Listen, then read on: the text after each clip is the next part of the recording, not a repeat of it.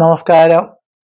Astrological ലൈഫിലെ എല്ലാ മാന്യ പ്രേക്ഷകർക്കും ഗുരുജനങ്ങൾക്കും എൻ്റെ ബന്ധുമിത്രാദികൾക്കും എല്ലാവർക്കും ഒരായിരം നന്ദി, നമസ്കാരം. ഞാൻ ഡോക്ടർ എം ഷിബു നാരായണൻ അമ്പായം. എല്ലാവർക്കും 2025 വർഷം പുതുവർഷ ആശംസകൾ നേരുന്നു. അനിഴം നക്ഷത്രക്കാരുടെ ഫലത്തെയാണ് പറയാൻ പോകുന്നത്. അനിഴം വൃശ്ചികക്കൂറാണ്. ഒരു വളരെ ശ്രദ്ധാഭക്തി പുരസ്സരം ജീവിക്കുന്നവരാണ്.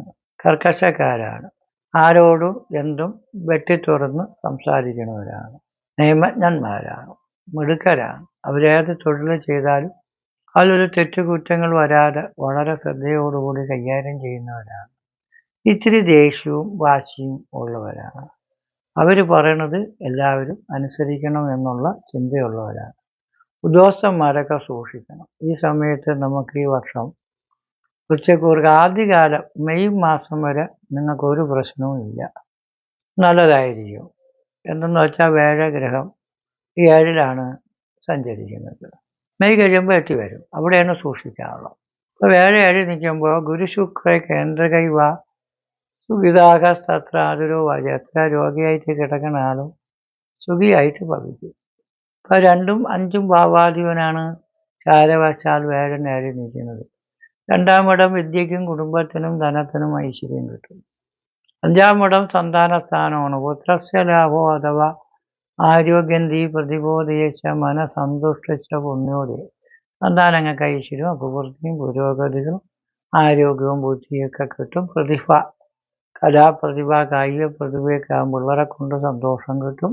നമുക്ക് മനസ്സിന് നല്ല സന്തോഷം കിട്ടും. പുണ്യകർമ്മങ്ങൾ, ക്ഷേത്ര ദർശനങ്ങൾ, അമ്പല നിർമ്മാണം, നേർച്ച, വഴിപാട്, അവരുടെ മതപരമായിട്ടുള്ള കാര്യങ്ങളൊക്കെ ചെയ്യാൻ, ഹജ്ജിനൊക്കെ പോകണമെന്ന് ആഗ്രഹിക്കുന്നത് അത് നടത്താനും, വേറെ വിശിഷ്ടമായ ദിവ്യ ക്ഷേത്രങ്ങളിലും അമ്പലങ്ങളിലും പള്ളികളിലൊക്കെ പോകാൻ ആഗ്രഹിക്കുന്നവരൊക്കെ അതൊക്കെ നടത്താനും, ഈശ്വരൻ്റെ അനുഗ്രഹം കൊണ്ട് സന്തോഷവും സമൃദ്ധിയും കിട്ടാനും, ഈശ്വരാനുകൂല്യം തെളിഞ്ഞു നിൽക്കുന്ന കാലമാണ് മെയ് മാസം വരെ. 7 നിൽക്കുമ്പോൾ സൗമ്യ സപ്തമകെ വിവാഹ ഘടനമെന്നാണ്. വിവാഹം നടക്കാൻ യോഗം ഉണ്ടെന്നാണ്. എല്ലാ പ്രായക്കാർക്കും അത് ബാധകമല്ല. എന്നാലും വിവാഹം നടക്കാൻ കഴിയാതെ തടസ്സപ്പെട്ട് കിടക്കുന്നവർക്കും, നടന്ന ബന്ധം വേണം വേണ്ടാന്ന് വിചാരിക്കുന്നവർക്കും വിവാഹ ദാമ്പത്യ കുടുംബ സൗഖ്യം കിട്ടും. നഷ്ടം വന്ന് കിട്ടാതെ കിടക്കണ ജോലി, പൈസ, അഡ്മിഷനൊക്കെ കിട്ടും. നേരത്തെയൊക്കെ കിട്ടാതെ കിട്ടുന്ന കാര്യങ്ങളൊക്കെ വിജയിച്ച് നേടും. അതേപോലെ വിദേശ യാത്ര യോഗമുള്ളത് വേഴ 7 വരുമ്പോഴാണ്. അപ്പോൾ വിദേശത്ത് പോകുന്നവർക്കും പഠിക്കാൻ പോകുന്നവർക്കും ഒക്കെ അവരുടെ ആഗ്രഹങ്ങൾ സാധിക്കും. അതേപോലെ ജോലിക്ക് പോകുന്നവർക്കും നല്ല ജോലി, സാലറിയും മെച്ചമൊക്കെ കിട്ടും. അധികം അധികമായ നേട്ടവും. വേഴൻ ധനകാരകനായതുകൊണ്ട് ധനത്തിനും ഭാഗ്യത്തിനും സമ്പത്തിനും സന്തതിക്കും ഐശ്വര്യവും അഭിവൃദ്ധിയും പുരോഗതിയും ഒക്കെ കിട്ടുന്ന സമയമാണ്. ഇത് കൊള്ളാം. മെയ് മാസം കഴിയുമ്പോൾ വേഴ 7-ന്ന് മാറി 8-ലേക്ക് വരും. അവിടെയാണ് നമുക്ക് വളരെ ദോഷം. 12 വർഷത്തിലൊരിക്കൽ വേഴ 8 വരും. അപ്പോൾ വേഴ 8 നിൽക്കുമ്പോൾ എന്തെന്ന് പറയുമ്പോൾ പെട്ടെന്നില്ല ഓടിക്കൊണ്ടിരുന്ന വണ്ടി അങ്ങ് നിന്ന് പോയതുപോലെ നമ്മുടെ ഭാഗ്യത്തിനും സന്തോഷത്തിനും പുരോഗതിക്കും ഒക്കെ അങ്ങ് തടസ്സം വരും. അതുകൊണ്ട് പ്രൊമോഷൻ കിട്ടണില്ല, സാലറി കിട്ടിയില്ല, മെച്ചം കിട്ടിയില്ലെന്നും പറഞ്ഞുകൊണ്ട് ജോലിയൊക്കെ എഴുതി കളയാതെ സൂക്ഷിക്കണം. ആ ഒരു കൊല്ലത്തേക്ക് നമുക്ക് 8ൻ്റെ പണിയാണ് കിട്ടേണ്ടുന്നത്. 8ൻ്റെ പണിയെന്ന് വെച്ചാൽ ജാതം വിഫലം, ഒരു ഫലവും കിട്ടൂല. കൈ ഇരിക്കുന്നത് പോവും, കിട്ടാതെ കിട്ടിയില്ല, തരാതെ തരിയില്ല, കടവും കൂടെയൊക്കെ ആവും. ഉള്ള ചിലവർ ഉള്ള ജോലി കളക്ട് ബിസിനസ്സൊക്കെ ചെയ്യാൻ വെച്ചാൽ ജോലിയും പോവും, ബിസിനസ്സും ശരിയാവില്ല. ഈ നഷ്ടം കൈ ഇരിക്കണ പോവും, കിട്ടാതെ കിട്ടൂല, തരാതെ തരൂല, കടവും കൂടെയൊക്കെ ആവും. ഈ കല ഐശ്വര്യ പ്രവൃത്തിക്കൊക്കെ മങ്ങൽ. ശത്രു കഷ്ടമാണ്, വളരെ കഷ്ടമാണ്. ഈ അഷ്ടമാവും. മരണസ്ഥാനമാണ്. മരിച്ചിളഞ്ഞാൽ കൊള്ളാമെന്ന് വരെ തോന്നും. നമ്മൾ മരിച്ചില്ലെങ്കിലും നിർവപ്പീഡ, പോലീസ് കേസുകൾ, കീഴ്വാസങ്ങൾ, അപവാദങ്ങൾ, ആരെങ്കിലും മരിച്ചാലും നിങ്ങളെ നിമിത്തമാണ് ചത്തയെന്ന് കേൾക്കുന്ന അവസ്ഥ, സന്താനങ്ങളോട് വിരോധം, മക്കൾ കലപിച്ചു പോവാനും മരിച്ചു കളയാനൊക്കെ തോന്നുന്ന സമയം. അതുകൊണ്ട് മക്കളുടെ നിങ്ങളുടെ ഒരു അഭ്യാസങ്ങളും ഈ ഒരു വർഷത്തേക്ക് മെയ് കഴിഞ്ഞാൽ നടത്താൻ പാടില്ല. സന്താന ഗോപാലമൂർത്തി പൂജ, നിങ്ങൾക്ക് മൃത്യുഞ്ജയ ഹോമം, വേഴം പിഴച്ചു നിൽക്കുന്നത് കൊണ്ട് സുദർശന ഹോമം, അതേപോലെ വിഷ്ണു പൂജകൾ, ദേവീ ദേവന്മാരെ കുടുംബക്ഷേത്രത്തിലൊക്കെ പോയി ദർശനം, വഴിപാട് ഇതൊക്കെ നടത്തി നമ്മൾ രക്ഷപ്പെടാൻ ശ്രമിക്കണം. വേഴെട്ടി നിൽക്കുമ്പോൾ വിത്തക്ഷയം പ്രവാസാൻ രോഗാൻ ജനന്തി മരണഭീതിയും വാന്നാണ്. വിത്തക്ഷയ ധനനഷ്ടവും പ്രവാസി നാടും വീടും വിട്ടു പോക്കും രോഗങ്ങളും മരണഭയമൊക്കെ ഉണ്ട്. ഒരു ചെറിയ പനി പിടിച്ചാലും കൊറോണയാണെന്ന് പറയും. അടുത്ത കൊല്ലം കുറയണമെന്നല്ല, വേറെ ഏതെങ്കിലും പേരിലായിരിക്കും ചിലപ്പം വരുന്നത്. എലിപ്പനി, പുലിപ്പനി ഇങ്ങനെയൊക്കെയുള്ള പനികളാണ് ഓരോ വർഷവും ഇങ്ങനെ വന്നുകൊണ്ടിരിക്കുന്നത്. അപ്പം അതുകൊണ്ട് നമ്മൾ വളരെയധികം മരുന്നും വേണം, മന്ത്രവും വേണം. ചെറിയ അസുഖം വന്നാൽ നേരെ ആശുപത്രിയിലേക്ക് പോകണം, ചികിത്സകളൊക്കെ ചെയ്യണം. അപ്പോൾ നമുക്ക് വലിയ ഭീഷണി ഏഷണിയൊക്കെ മാറി കിട്ടി. തുടക്കത്തിലേ നമുക്ക് ചികിത്സകൾ കിട്ടിയാൽ വലിയ മാരകമായ അസുഖങ്ങളൊക്കെ മാറി കിട്ടും. കാരണം ഈ വേഴെട്ടി നിൽക്കുമ്പോൾ ഒരു രോഗമില്ലാത്ത ഒരു രോഗിയെ പോലെ ആയി പോണ സമയവും കൂടി ആണ്. രാഹു വരുന്ന മെയ് വരെ 5 നിൽക്കുകയാണ്, അത് 4 വരും. അപ്പോൾ നമുക്ക് വാഹനങ്ങളൊക്കെ ഓട്ടിക്കണം, സൂക്ഷിക്കണം. ക്ഷേത്രാണാമവി വാഹനസ്ഥ വിപത്ത് എന്നാണ്. അപ്പോൾ 4 പാവം നിന്ന അപ്പോൾ ക്ഷേത്രം വീട് വെപ്പിന് തടസ്സപ്പെടുകയും വാഹനത്തിനൊന്നും അസുഖങ്ങൾ, വാഹനം റിപ്പയറുകൾ വരികയും പുതിയ വണ്ടി എടുത്താൽ പോലും കംപ്ലൈൻറ്റ് തീരാതെ വരികയും വാഹന അപകടങ്ങളും കടങ്ങളും ഒക്കെ ഉണ്ടാകുന്ന സമയമാണ് നമുക്ക് മെയ് മാസം വരെ.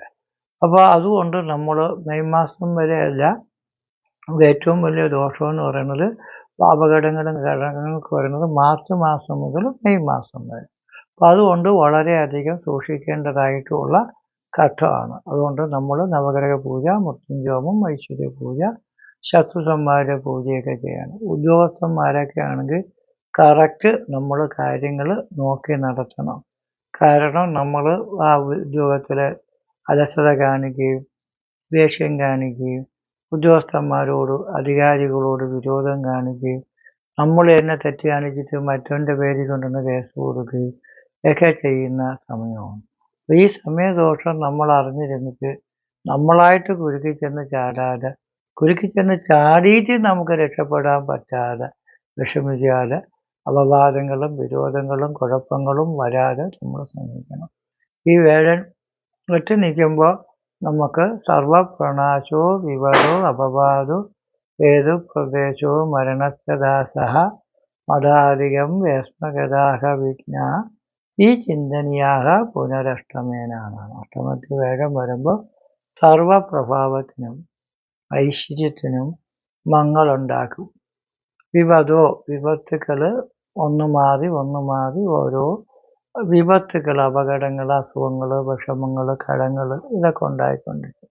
അപവാദം എന്ന് പറയുമ്പോൾ നമ്മൾ ചെയ്യാത്ത കാര്യങ്ങളും കൂടെ ചെയ്ത് എന്ന് നമ്മളെ ബന്ധുക്കളും സുഹൃത്തുക്കളും ഒക്കെ നമ്മളെ കുറ്റപ്പെടുത്തി, കോടതി പോലും നമ്മളെ കുറ്റപ്പെടുത്തുന്ന സമയമാണ്. മഠാധികം, മഠം തറവാട്ട് സുഖം കുറയും, വീട്ടിലുള്ളവരുമായിട്ടൊക്കെ വിഷമം വിരോധമൊക്കെ വരും. ഗതാഗ വിഘ്ന, പോകുന്ന കാര്യങ്ങൾക്ക് വിഘ്നങ്ങൾ വരും. ഈ ചിന്തനീയാഹ പുനരഷ്ടമേന, ഇതൊക്കെ ചിന്തിക്കണമെന്ന് അഷ്ടമം. അപ്പോൾ വേഴ അഷ്ടമത്തിൽ നിൽക്കുമ്പോഴാണ് നമുക്ക് ഈ വലിയ ദുരിതങ്ങൾ വിഷമങ്ങളൊക്കെ ഉണ്ടാകുന്നത്.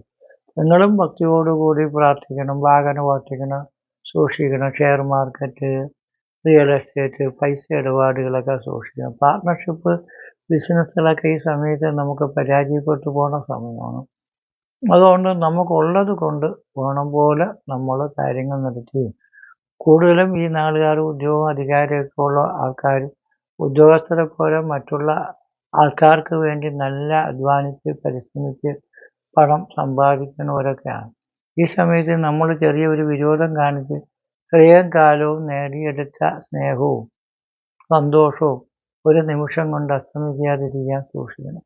വീട്ടിലും വഴക്കൊന്നും ഉണ്ടാകാതിരിക്കാൻ സൂക്ഷിക്കണം.